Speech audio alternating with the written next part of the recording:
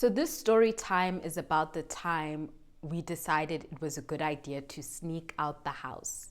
Now, let me give you guys a bit of background. Ubab Shabalala, my father, was a very strict man. Like, he had no time. He wanted nobody around his daughters. He was very loving, he was caring, but he did not care about his daughters. So anything we wanted to do with regards to going out, he was that dad where you would have to practice what you were going to say and find a way to beg and ask and ask. And he used to tell us all the time, no, when you turn 18. Of course, that was never the case, because when we turned 18, it was still the same mess. But this particular time, we went back home to Swaziland to visit. And of course, when we got there, because we wouldn't get to see our friends very often, we let them know, like, guys, we're in town, how you doing? And our girlfriends came through. So there was about 3 of them, including my twin and I. So the 5 of us. And we were chilling out the whole day, having food. Bab Shabala was very nice. They were like, go and get us lots of food, get us movies, all of that to make sure we had a good time. And now our house in Swaziland was really big. We had a lot of bedrooms. So, I mean, just even having all of us there worked. But also, he was such an amazing, just an extra dad. Like, he really spoilt us rotten, because when we would go back home to Swaziland and stay in the house, we got to have the main bedroom. And my stepmother and him would take one of the guest bedrooms. So the main bedroom was huge. We could legit have a sleepover for about 8 people. And it would be good. And the bed was huge. I think we've slept like 5 of us there before. It was huge. So anyway, back home in Swaziland, and we call our girlfriends over and we're like, guys, we're in town, come through. So again, he got us food, all of that. Now we're chilling. And I had a lot of male friends in Swaziland. I just did. Like, even though we did not live there, I had a lot of friends. And when I got back in town, I messaged them all the time. Like, I even just sitting here thinking about it, there were times when I would message one of my guy friends as soon as we hit Manzini. And I'd say, we're in town, what's popping? And by the time we got to our house in Madonsa, and we were unpacking the car, guys would be driving past our street, either on 4-wheelers or in their cars, coming to fetch. And my dad knew it was me. He knew. He didn't even have to look. He would just keep dead quiet, because he knew it was me who had told them we were there. So that's what I would do. So this day I messaged one of my guy friends and I'm like, we're in town. And he was like, okay, well, we're having a party at so-and-so's house, so you guys must make sure you come. And I'm like, how am I going to leave the house? My dad would never allow for that. And he's like, make a plan, baby girl, make a plan. You need to come with your friends. And my girlfriends there, who were based in Swaziland, obviously knew these guys. One of them was dating this guy's friend. So we're all sitting in the room like, guys, we want to go so bad. We want to go. How are we going to ask Bab Shabalala? Because it doesn't look like he is finna hear a damn thing.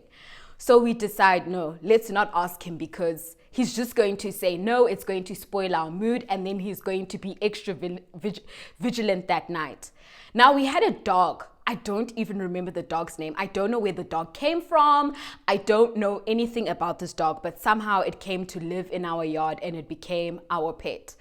And this dog did not stop barking. And he was a very fit, frantic dog. He was really skinny and he just used to move around everywhere. Like, you would step outside and it was coming towards you. And it's like, oh God, this dog is going to be our biggest problem tonight. What are we going to do? And now my dad loved this dog, because any activity in the yard, guys, our yard was, when I say big, I mean, come on, it was big. And this dog used to patrol, and the dog could go from like the bottom of the yard to the top gate in like that, like this. He was here. And so we were like, how are we going to get, because now the main bedroom, which has a sliding door to enter and exit, is at the bottom of the yard. So for us to even make our way to the gate, There's a main gate and there's then there is a side gate. Now for us to even, because we know we can't use the main gate, you would hear it. It was like the gate had to be oiled, all of that. So for us to even get to the side gate was going to be a problem. It was going to be a problem. There was too much distance, and the five of us trying to sneak up there, the dog was going to see and hear us. So we're now trying to think, guys, what can we do? Because in order for us to get up there from the main bedroom, we have to open the sliding door, which we can't find the key for. Then get out of there, close it in such a way that we don't make noise. Then we have to go past one bedroom, the guest bathroom, a bit of the passage. What room was there? Then like a foyer type of thing. Then the sitting room, which my dad would sit in all night. My dad he loved movies. He could sit up until 4 in the morning watching movies. And then we still have to go around that lounge area and then find our way to the top gate, to the side gate. What are we going to do? So that afternoon we're here thinking, guys, think. Kanyesi is like, I think I know how I can get us out of here. Like, we just have to find. Now, there was a particular key that we couldn't quite get in. We knew it belonged, but it just wasn't quite fitting. Like, what is wrong? And it was clear nobody had used this key for a while. So Kanyesi had this very genius idea to start working on the key, and she was filing, she was doing all of these things, and I was just like, this is not going to work. In the back of my mind, I'm like, this is not going to work. And then she puts it in and it unlocks, and we're all like, oh my gosh. Now all of a sudden this plan is becoming very, very, very real. Like, okay, fine. One thing down. Now what next? This damn dog. What are we gonna do? So my friend goes outside and starts trying to stroke the dog, and you see, as soon as the dog hears a motorcycle coming past for a delivery service, the dog goes, roo, and there. My friend is like, this is not gonna work. So I'm like, guys, I think we're just going to have to fry some meat for this dog. We're going to have to fry meat for the dog. Everybody has to hold a piece of meat so that if the dog starts barking and doing the damn thing, give the meat to the dog immediately. Don't even wait. So we're like, cool.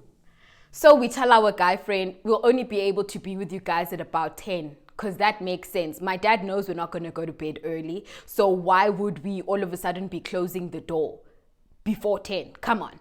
So we're like, we're only going to be able to be there at around 10:30. But you guys have to send somebody to come fetch us. So one of our guy friends is like, no, that's not a problem. I'll come fetch you. Don't worry. Guys.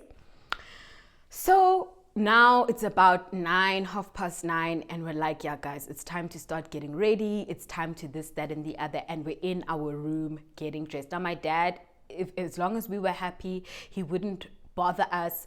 When we say goodnight, it's goodnight. When we're with our friends, he's not that dad always coming to, no, he leaves us be. So I went to the kitchen and I pretended that I was making us like some dinner, like snacks and this, that. And while we were there, I was frying some sausage, and we're all in the kitchen talking, key. Then we got some Coke and whatever. And we're like, okay, good night. And they were like, good night, Bab Shabalala, good night. Went to the room. Had these pieces of meat. Then we all got dressed. Now remember, at this time, at this age, I'm like probably 18 years old. At that time, I was not wearing makeup. The most I would do was a bit of mascara. Other than that, I mean, we were not stressed at all. We were moving in these streets makeup free. So put on a bit of mascara, put on the clothes. We'd already planned what we were going to wear, so we put them aside, put on our clothes. Now it's time. We open the sliding door and we pull it. It makes a bit of a noise, and the dog has already started. We stop, we wait. We pull it a little bit more. The dog is barking. The third time we pull it open enough for us to get through, because there was a dressing table in front, kind of a bit in front of the sliding door, because nobody used that sliding door. As soon as we were able to yank it open enough for us to squeeze, especially me with my big butt, I had to squeeze. We got out there and the dog was yap. First piece of meat, throw. Dog starts eating. Second piece of meat, throw. By the time we gave the dog the second piece of meat, all of us were standing outside and we were pushing the sliding door shut. Now we have to walk up this little path around the sitting room and get to that top gate. Now, sorry, I didn't say this. I forgot to say this. Before we snuck out that afternoon, we went and, guys, we were so sneaky. This is so terrible. This is so terrible. We went and we were having a conversation with our dad. Not all of us, with my dad. Not all of us. Like 2 or 3 of us. The others were checking that side gate to check if that side gate opened, if it was a problematic gate. Thank God it didn't, and it didn't even have a lock. It just was pushed shut. So, but it had a bit of, like, there was weed that was kind of growing. So to pull it, you had to pull quite a lot because the weed and everything underneath the gate would kind of make it a bit tough. But the bottom line is it didn't have a lock or anything that would make it exceptionally difficult to open. So that's what we did before the sneak out. So now we are creeping up. This dog will not stop barking. At some point, Bab Shabalala gets up. We can hear he's gotten up to check what's going on. He paces to the passage area and he's trying to look through this glass door to see. At this point, we're all crouching. We are crouching. I'm scared. I'm now even feeling like this was a bad idea. We should not have done this. Oh my gosh, he's going to catch us. This is going to be a problem. Somebody else throws the meat at the dog. They meet at the dog. Now, at this point, we've got 1 or 2 pieces left and we're freaked out. We're like, now we've got to move because this dog is not going to keep its mouth shut.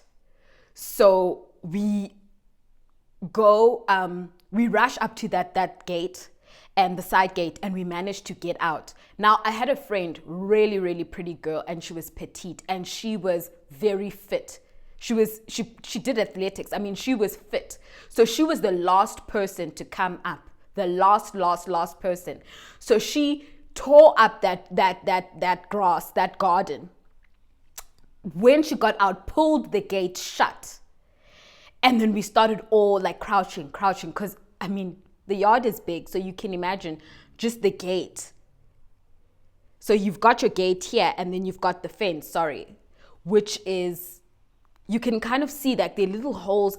I don't know how to explain this to you guys. I really don't know how to explain it to you, but the design of it was such that even though it was a fence even though it was a fence, it was built in such a way, like patterns and everything, where you could kind of see through. So now we had to keep crouching in order to ensure that he could not see anything. Finally, we get to a point where now we can walk up straight and we start running down this road. We are running until we find an open field where there is a wall and a tree, and we all duck, like hide behind that wall. We're all there calling. Guys, to show you, God was like, I don't approve of none of this. The fact that you got out of there without the dog ripping your faces off means nothing to me. This is a mess that you should not be participating in. It starts drizzling. Now we're standing and we're getting wet. Our hair is getting wet. Our clothes are getting wet, and we're calling this guy. We call him. He's drinking. We can hear he's drinking. He's like, yeah, where are you guys? And we're like, what do you mean? We're outside. Where are you? You were supposed to fetch us. And he was like, I'm coming. 20 minutes later, call him again. Nothing. He's not picking up. Another 10 minutes. He answers, where are you guys? We're in the same spot. Can you just come fetch us? Are you crazy? This is madness. Yes, I'm coming. Relax, girls. I'm coming. At this point, we're like, guys, he's not coming. What are we going to do? People are like, I don't want to go back. One of my friends is lighting a cigarette. No, guys, we need to find another guy to come and fetch us then. Call him one last time to check. Now we can hear that he's in a car moving. So we're like, are you on the way? Yes or no? Should we call somebody else? Because we've been standing in this rain and for almost an hour. This is ridiculous. We're wet, we're cold, all of that. He's like, relax, I'm coming. He finally gets there and we jump in this car and we're like, go. Now we're squashing, we're just go. He came with one of his boys. Now we had to squash in the car and we're like, crank that heater up, nigga. So now he's going and he's laughing. He's like, what happened? We tell him we've snuck out and he's like, oh, guys, I don't like this. And we're like, it's not for you to like. You told us to come out, right? We're here. Let's go. So we go. He pulls up to it was actually his older brother who was hosting that party. So we pull up to their house and their parents are not there. So we get to the house and, we get there. All these guys are there having a good time. I saw my crush there, the guy who had been seeing on and off when I was going to Swaziland, or Eswatini now. Their peoples was there too. What my friend's boyfriend was there. Like we got there and we saw the people we were looking to see. So now we're having a very good time. Now, you know, you're 18, you just think you know everything. You're old enough to be doing them things. They're already giving us alcohol to drink. We're drinking, we're getting turned up. Around corners, kissing boys, doing ratchy things. One of my friends around one of the corners, her top is off, she's making out with her boyfriend. Like, it was a mess. It was a mess. This was like the little bit of freedom we got, and we were acting all the way twisted. Now, my other friend is such a nervous person. She's such a nervous person. And she was just like, I'm not feeling this anymore, guys. I'm giving us an hour and then we're going back. At this point, it's probably like going for 1 a.m. Then we need to go back. And we were like, are you crazy? We got you like 2 hours ago, relax. And then she was like, we're leaving here latest by 2. I don't care who says what. I'm making my way back to the house. The sliding door is still open. So I'm going to go inside. But I'm not staying here for long. So we carry on chilling. More people are pulling up to this party. More people. We are having a good time. At this point, I don't care. I'm drinking more, getting all the way turned up. Going for 2, she comes and starts calling us one by one. Guys, we've got to go. One by one. Guys, come, let's go. One by one. Guys, let's go. As we make our way outside the gate, are we not parked in? Is the guy who brought us not standing there like, guys, I can't go anywhere. My car's parked in. There was probably 4 cars behind his. Oh, guys. The way we were scared. Do you know what it is to be scared? We were scared. We were petrified. Now, this friend of mine who's so nervous, who had been monitoring us and put us on a curfew, was not, her parents were strict. If you thought Bab Shabalala was, her parents were hella strict. They would have turned her ass inside out if they found out she went to somebody else's house to sneak out. So now she is scared. And she's like, whose car is that? Whose car is that? And he's telling her, no, that was so-and-so's car. Guys, she went into the party and I saw her pulling them by the wrists, guys, by the wrists, saying, please move your car, please move your car. Managed to get 2 out of the way. This one guy was so twisted, he wasn't answering. She slapped his face. She was like, Bata, please, listen, we're going to get in trouble. Please, we've got to go. At this point, I'm laughing because I'm so turned up. And she's looking at me like there is nothing funny about this. You guys drank too much. This is a mess. This is not funny. Slaps the guy's face. The other one looks at how she slapped that guy and is like, no, I don't want to get slapped. And he removes his car. Now we're like, please take us home. Please, can you take us home? And he's like, guys, just relax. And she's like, take us home now. Otherwise, do you want me to drive your car? And then you'll come and fetch it in the morning. And he's like, where are you going to park my car? And she's like, on the street. And he was like, my car is not going to be on the street. She's like, please take us. That's all we ask, take us. And he's like, fine, I'll take you guys. Homeboy takes us. We tell him, don't drop us all the way, like just drive us a certain distance and we'll run the rest. And he's like, sharp, no problem. Drives us there.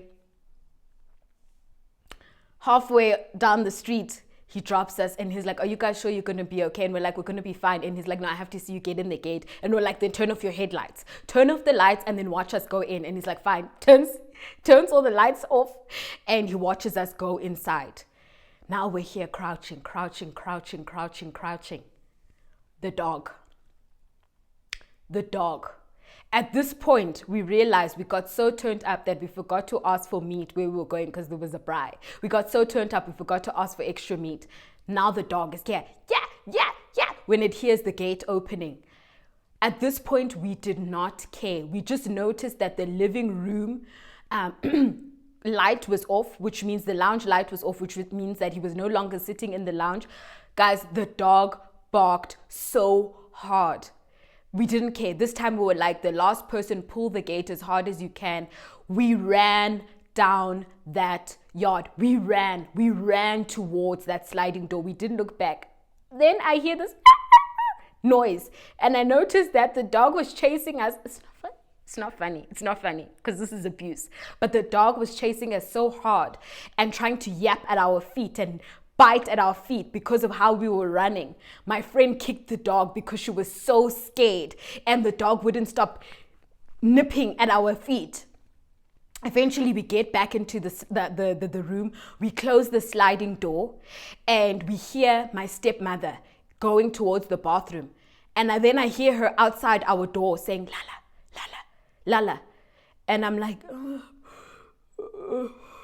yes, yes. And I answer her. She's like, is everything okay? Can you hear the dog? And I'm like, no, everything is fine. I think it's just something outside. And she's like, oh, okay. Good night. And I say, good night.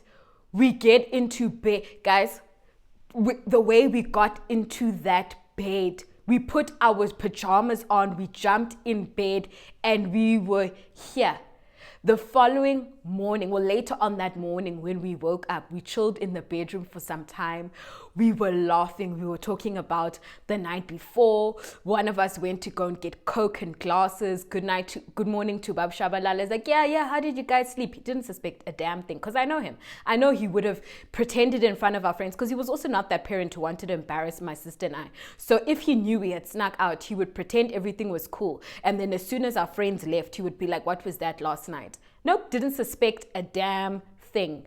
Went, got some Coke. We were hanging. He didn't even know we were hanging, but he came later on that morning because we were in bed until like 12, and he knocked in. He was like, I got some chicken licken for you guys. It's in the kitchen. I went and I grabbed it. We sat there eating, drinking, laughing. We were feeling so good that we accomplished that sneak out, guys. We were feeling so good. Shame, because of how badly the dog was kicked that early that morning, we decided to, open the sliding door and throw some of our bones to treat it because we felt so terrible. But that was the time we snuck out and got away with it. How you doing?